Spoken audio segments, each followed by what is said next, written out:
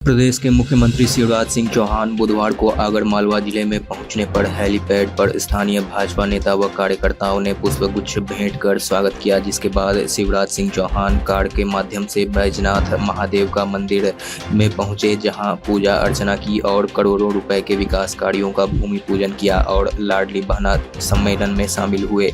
CM के पहुंचने के पहले छावनी नाका चौराहा पर करनी सेना के कार्यकर्ता एवं पदाधिकारी काले झंडे लेकर खड़े थे और लहरा रहे थे। उनका मकसद था सीएम को काले झंडे दिखाने का, लेकिन उसके पहले पुलिस ने करनी सेना के समस्त कार्यकर्ताओं को गिरफ्तार कर लिया। वहीं एनएसयूआई के भी दर्जनों कार्यकर्ताओं को गिरफ्तार किया गया। छावनी नाके से मुख्यमंत्री का नगर के लिए जन दर्शन रोड शो आरंभ हुआ, जो नगर के मुख्य मार्गों से होता हुआ विजय स्तंभ पहुंचा। नगर भ्रमण के समय शासकीय कार्यालयों के अधिकारियों व नेताओं ने पंडाल बनाकर जन दर्शन पर निकले मुख्यमंत्री का पुष्प वर्षा कर स्वागत किया।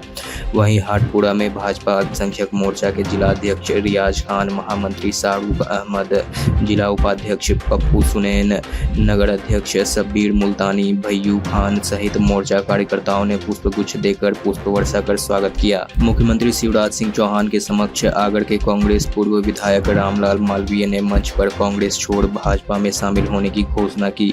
मुख्यमंत्री के जन दर्शन कार्यक्रम में शामिल होने आए नागरिकों और उनके स्वागत के लिए मंच बनाकर ज्ञापन देने की तैयारी में जुटे कई वकीलों की जेब पर जेब कतरों ने हाथ साफ कर 16,000 नगद व 17,000 का मोबाइल उड़ा लिया। घटना की किसी ने भी थाने में रिपोर्ट नहीं की।